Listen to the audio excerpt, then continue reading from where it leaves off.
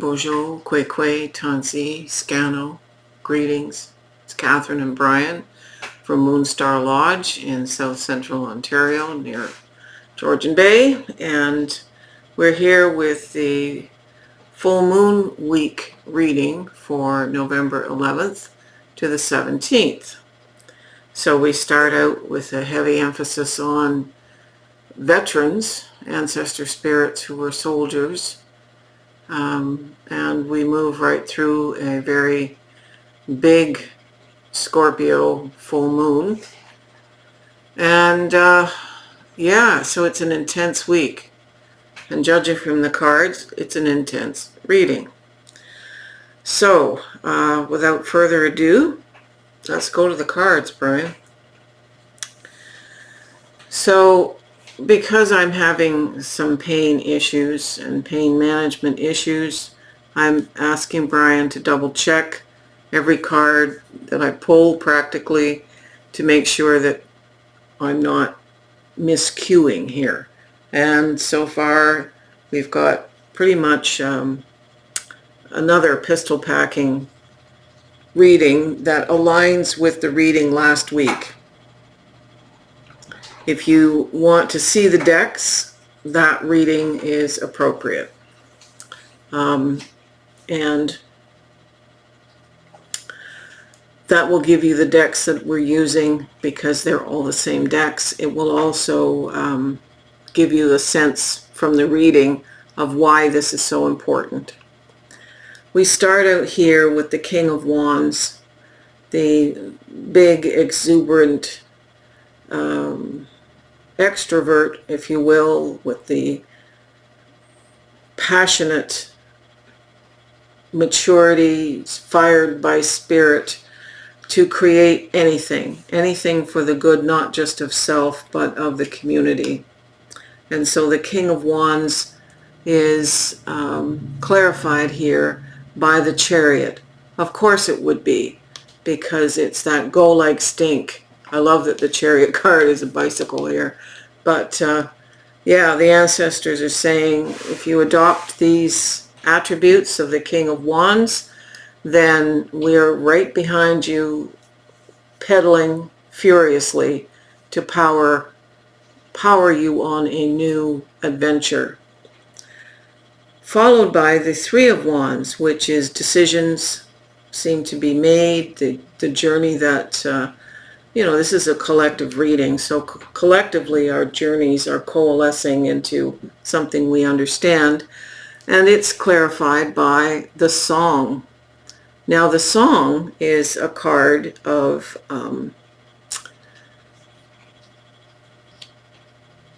putting our heart into something, singing our emotions, being aware. Song guides the journey. It's an energetic thing. Whenever we do ceremony, I ask people to speak the words out loud with their voice, because that's like the spark that lights the flame. So we are being asked to, give energy, all this energy and force, lust for life, into our words and into our actions. Somehow, some way, this is the Ace of Wands. This journey that we're pretty much focused and going on is going to initiate another journey, another passionate enterprise. It's not necessarily a journey per se in the physical sense, but it is about, there's an offshoot. It's basically an offshoot. And just know that the ancestors are providing us with abundant intuition. So we're able to multitask on our journey and any tangents that come from the wellspring of spiritual impetus. This card, wowee, we've got the Ten of Cups, and this Ten of Cups is emotional joy, completion, happy family, happy life, emotional stability. And it's clarified by the warrior spirit, the inner strength, the clarity, the presence, the perseverance, and the lion is very much front and center. These animals are a wolf and a raven. So we've got wolf, raven, and lion so far in this reading. These are totems. These are inspiring us. And it's interesting because then we seem to fall off this energetic bicycle and we get into the Nine of Swords. This anxiety is creeping back in. This is usually self-doubt. And when we're on, are we really doing the right thing? We're tripping ourselves up here. But the Nine of Swords is clarified by sacrifice. We need to sacrifice the thought patterns that create the self-doubts and create the anxieties and create the fear. A lot of this is fear-based stuff. Old patterns. We have to sacrifice them, cut them off in the middle, stop them from interfering with all this incredible progress, because we will be wasting all this intuition and powerful energy that the ancestors can, have been giving us in this week as it progresses. So when this dark night of the soul, let's call it that, when that's over and we've sacrificed those thoughts that cause it, those fears, those false ideas, we come up with the Two of Cups. Now the Two of Cups is a relationship card, of course, relationships with others. But in this instance, it's the rebalancing of the self, the yin and the yang. This is we have to be in balance within ourselves. And it's clarified here by a crystal skull I've not encountered yet in this deck, so I don't know who he is. His name is Shui Ting Er. Shui Ting Er. All right, let's find out what he has to say.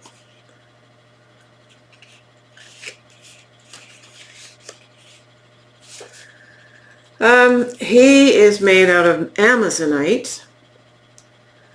His effect is soothing. It's about chakras 4 and 5.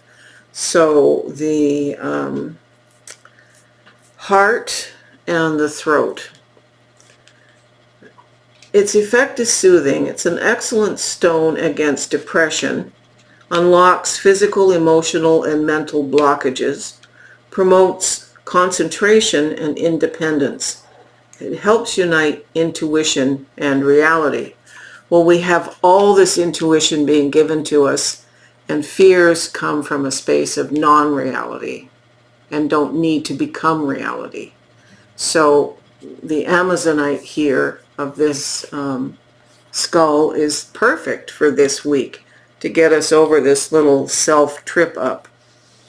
So once we go into a place of personal balance, we've got the Ace of Cups again this week. And this is a new relationship. New relationship with self, could be new relationship with another. That'll depend on the individual. But this is collectively, I would like to think, and pardon my bias, my slant is that this is a new relationship with self and a new way of looking things, so we don't have these dark nights of the soul and self-doubt. The astrological cards are the element of air and the Leo. So here we have this lion image, this lust for life again, this power, this moving forward. Leo is also another marker. So last week we had Virgo, and Leo is the sign before it. So we're going to be seeing signs of the completion to last week, beginning in Leo, the wrapping up phase. So basically that's the end week of July into the end week of August, and Virgo is the end week of August into autumn equinox of next year. You can flip the camera, Brian. So this is saying differently, with a little bit more information, the reading from last week. There's a big push on our intuition, a big push on recognizing what's real within us, what's truly our self-strength, and how we can rework our thinking to make sure that we're continuing to move forward, because this is powerful. The creation here is wonderfully, wickedly, deadly powerful, and it's going to change not only our lives, but the lives of others. So, as always, I thank you for sending the coffees. Coffee is a platform like Patreon. If you wanted to join, you'll have access to classes and special workshops and things through that by becoming a monthly member. But you can just send me a couple bucks for literally a coffee.